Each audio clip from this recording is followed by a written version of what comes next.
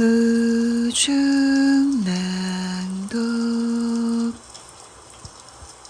이치은 로봇의 결함 1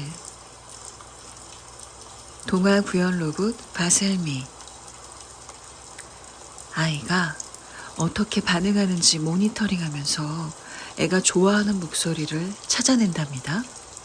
한 번에 바꾸면 애가 놀랄 수도 있으니까 눈치채지 못하게 천천히 조정을 한대요. 글쎄. 아이 엄마가 속삭이듯 작은 목소리로 설명했다. 토요일 아침이었다. 보통이라면 이부자리에서 뒤척이고 있을 시간. 첫 번째 난쟁이가 물었다.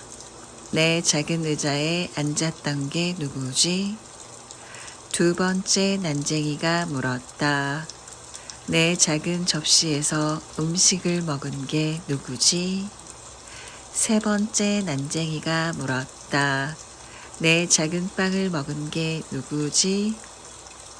네 번째 난쟁이가 물었다. 내 작은 접시에서 야채를 먹은 게 누구지? 아무리 홀로그램이 대세라 해도 직접 눈으로 보고 손으로 만질 수 있는 로봇이 아이의 두뇌 발달에는 좋겠죠. 값이 너무 비싼 게 흠이지만. 그때 로봇이 책 읽기를 중단하고 우리 쪽으로 고개를 돌렸다. 다섯 번째 난쟁이가 등장하기 직전이었다. 안녕하세요. 안녕하세요. 하긴 로봇과 인사를 나누는 건 지금도 어색하다. 입사 초기엔 규칙은 규칙이니까 하는 심정으로 되도록 로봇에게 존댓말을 쓰려 했는데 입에 잘 붙지 않았다. 규칙은 규칙이니까. 처음엔 그랬다. 처음엔 그랬는데 규칙이 단지 사람들을 괴롭히거나 번거롭게 만들려는 목적으로 만들어졌을 뿐이란 사실을 깨달은 다음부턴 정말 꼭 필요한 규칙만 지키는 신용을 하고 나머지는 자동으로 거르는 능력을 습득했다. 바셀미가 아이에게 동화를 읽어주는 목소리와 우리에게 인사를 하는 목소리는 미묘하지만 분명히 달랐다. 보스에게서 전화가 온 건 외부 교육을 받고 집으로 돌아가던 금요일 이른 기갓길이었다. 로봇의 세계를 살아가는 공무원의 유연한 마음가짐.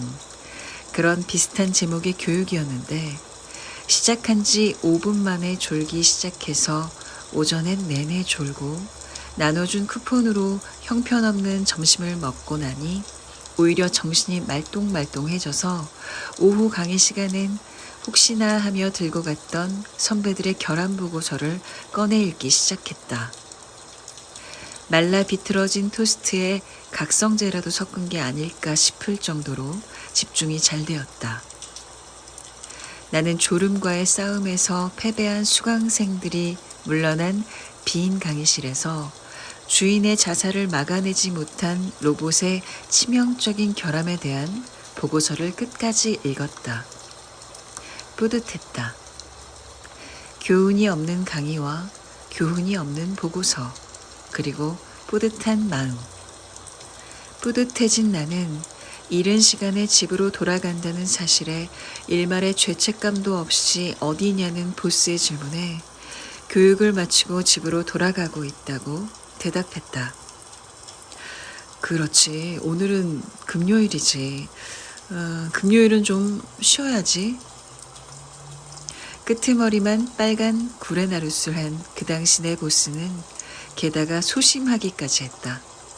소심하다면 애당초 금요일 오후에 직원에게 전화를 하지 말았어야지. 망설이는 꼴이 마음에 안 들어 하나도 안 바쁘니 시킬 일 있으면 뭐든 시키라고 쏘아붙였다. 각성제 탓이었을까? 정말? 그래도 될까? 정신 차리라고 소리라도 꽤 질러주고 싶은 마음이었지만 나는 조용히 네 라고 대답했다. 한심한 금요일 오후였다. 한적한 지하철역에서 내려 작은 카페를 찾아 받아 적을 준비를 마친 후 보스가 일러준 전화번호로 전화를 걸었다. 연락이 닿은 여자의 이야기는 두서가 없어 무슨 말인지 종잡기 어려웠지만 다 듣고 나니 보스가 왜 망설였던 건지 이해가 갔다. 통화를 마치고 나니 어느새 밥때가 훌쩍 지난 후였다. 선배들이 늘 입에 달고 다니던 얘기 중 하나가 아이나 반려동물을 다루는 로봇의 결함과 얽히면 피곤해진다는 것이었다. 입증이 쉽지 않으니 제조사는 발뺌을 하기 십상이고 부모도 주인도 아이나 반려동물의 문제라면 쉬 물러날 생각이 없다. 그게 피곤함의 얼개라 했다. 금요일 저녁에 아이와 관련된 로봇의 결함이라. 더욱이 정식으로 접수된 결함 신고가 아니라 결함에 대한 문의였다. 나는 차가운 과일 주스 한 잔을 더 시켜 노트에 낙서를 하면서 시간을 보냈다. 컵 속에 얼음의 탕만이 남게 되었을 즈음 아이 엄마에게 다시 전화를 걸었다. 지금 아이가 자나요? 아니요, TV를 보고 있어요. 저는 설거지를 하고 있고요. 아파트 관리사무소에서 오늘 저녁 9시 반부터 온수 공급을 녹음을 해주세요. 아무 때나 주저앉고 타인의 말을 끊는 건 내 강점이었다. 수돗물 소리를 배경으로 진행되는 대화를 끊는 건 내게도 흔치 않은 일이었지만. 네? 집에 소형 녹음기 있죠? 침대 어디다 잘 숨겨놓고 오늘 밤 로봇이 아이한테 동화 읽어주는 걸 녹음해두세요. 그럼 제가 내일 아침 편한 시간에 들러 녹음 파일을 받아가겠습니다. 도청을 하라는 건가요? 아이 엄마가 침을 삼키는 소리가 들렸다.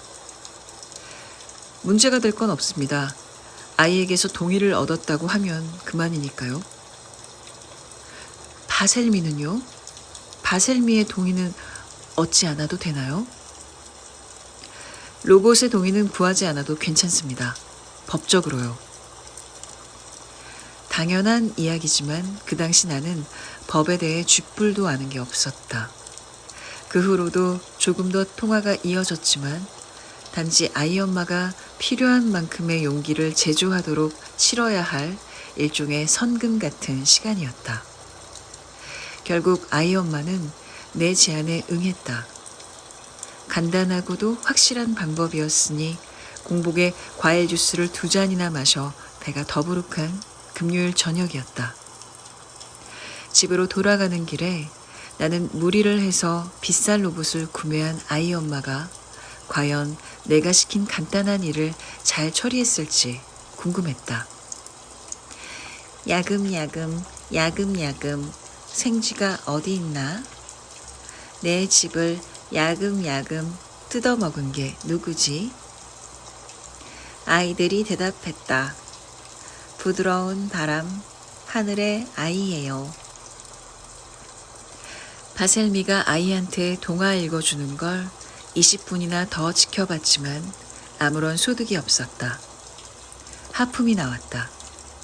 절로 잠이 오는 좋은 목소리였다. 짐을 쌓아두는 작은 다락방에서 아이 엄마가 내게 테이프를 넘겨주었다. 직각 삼각형 모양의 다락방에는 랩톱만한 크기의 창이 하나 있었지만 그마저 4분의 3 이상이 보자기를 뒤집어 쓴 정체를 알 수 없는 짐에 가려 있었다. 아이 엄마는 거기가 테이프를 넘겨주기에 적절한 장소라 여긴 듯 했다. 틀림없어요.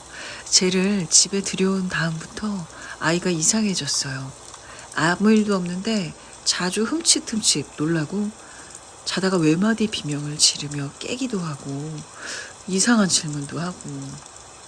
무슨 질문을요? 아이 엄마는 이야기를 해야 할지 말아야 할지 잠시 고민했다. 이런 식으로 말했던 것 같아요. 엄마, 나도 아빠가 없으니 새가 되어야 하나요? 새요? 나는 두 손을 벌리고 날갯짓하는 신용을 했다.